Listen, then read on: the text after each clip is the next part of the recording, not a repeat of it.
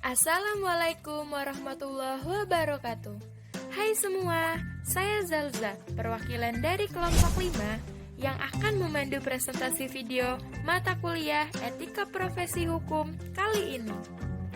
Nah, pada kesempatan ini, saya akan menjelaskan materi yang berjudul Kode Etik Profesi Hukum, mulai dari pengertian, hakikat, perbedaan, fungsi, dan penjelasan-penjelasan menarik lainnya. Semoga teman-teman semua menikmati tayangan ini. Kalau begitu, langsung saja kita simak. Selamat menonton! Yang pertama, hakikat makna kode etik. Berikut penjelasannya. Kode etik sendiri merupakan penjabaran tingkah laku dalam menjalankan tugas profesinya untuk mewujudkan keadilan dan kebenaran maupun pergaulan dalam masyarakat yang harus dapat memberikan contoh dan suri tauladan dalam kepatuhan dan ketaatan kepada hukum. Kode etik profesi hukum merupakan bentuk realisasi etika profesi hukum yang wajib ditaati oleh setiap profesional hukum yang bersangkutan. Merupakan manifestasi konkret dari kode etik adalah terlaksananya pedoman atau tuntunan tingkah laku yang sudah disepakati dalam upaya pelayanan kepada masyarakat. Kode etik merupakan rumusan norma moral manusia yang mengemban profesi itu. Perbedaan kode etik dan hukum positif. Antara hukum dan etika profesi mempunyai persamaan dan perbedaan.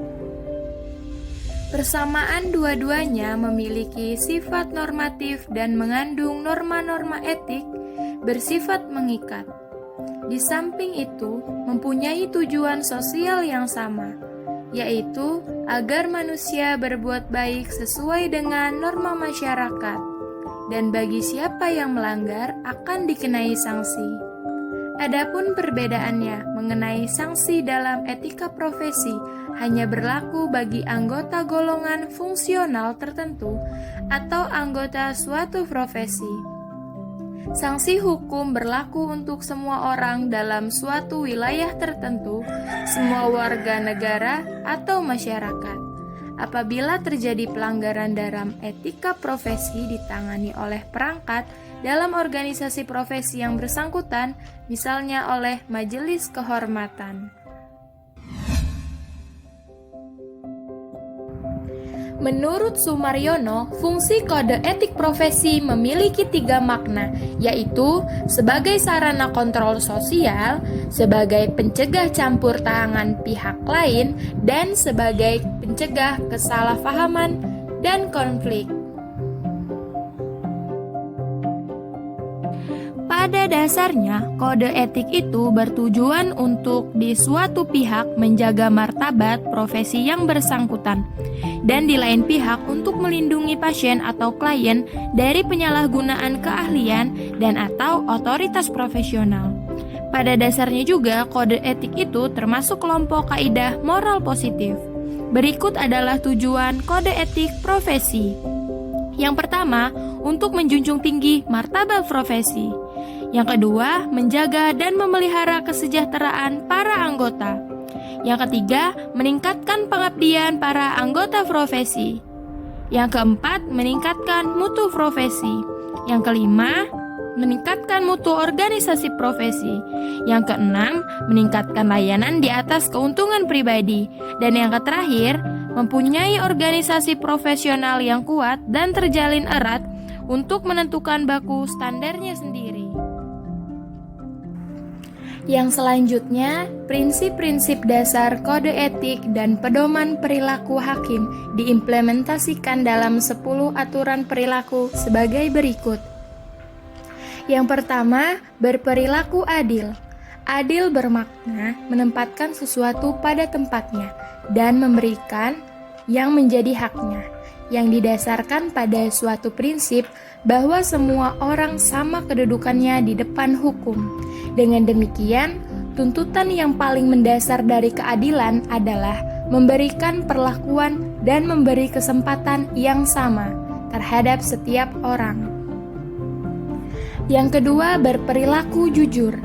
Kejujuran bermakna dapat dan berani menyatakan bahwa benar adalah benar dan yang salah adalah salah.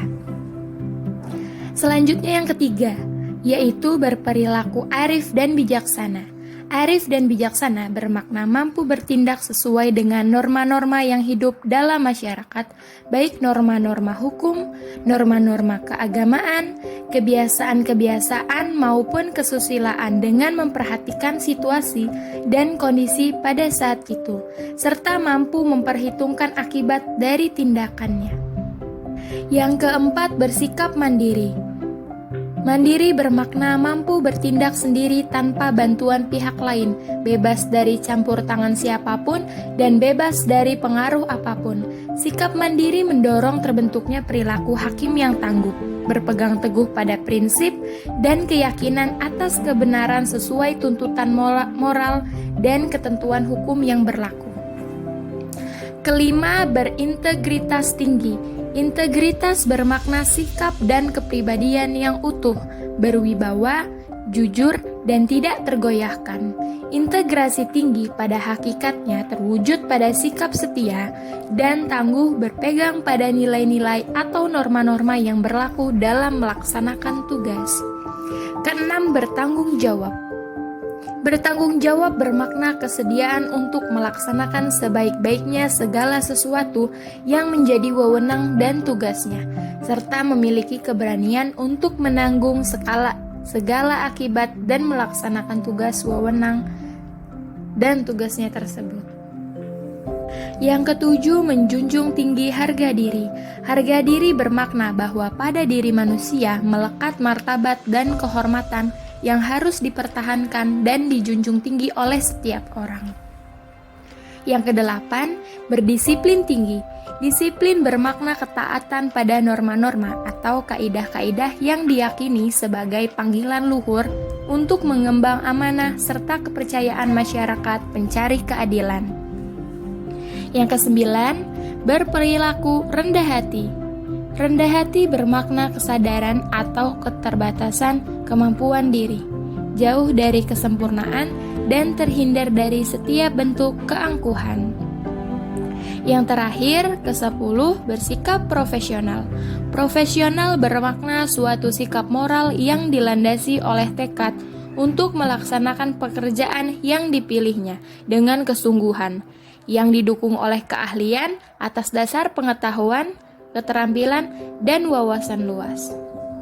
Nah, setiap pemimpin pengadilan harus berupaya bersungguh-sungguh untuk memastikan agar hakim di lingkungannya mematuhi pedoman perilaku hakim ini. Pelanggaran terhadap pedoman ini dapat diberikan sanksi yang tegas. Kode etik profesi belum dapat diterapkan dengan maksimal.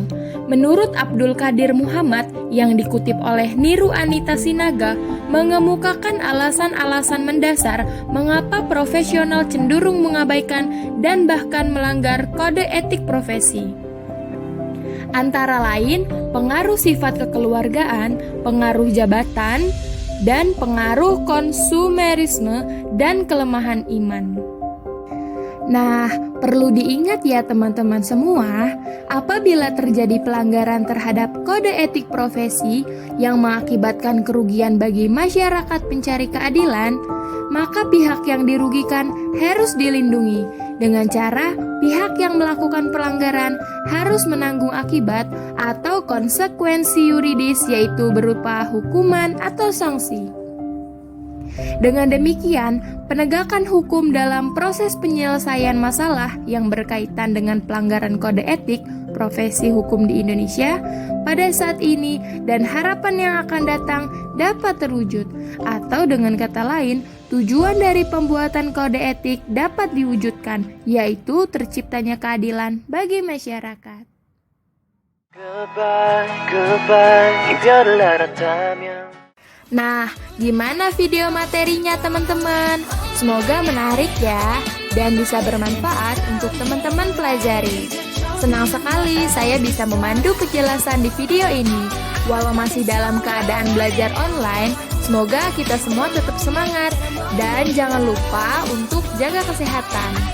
Akhir kata, wassalamualaikum warahmatullahi wabarakatuh. Sampai jumpa. 삶은 on top, no, yo.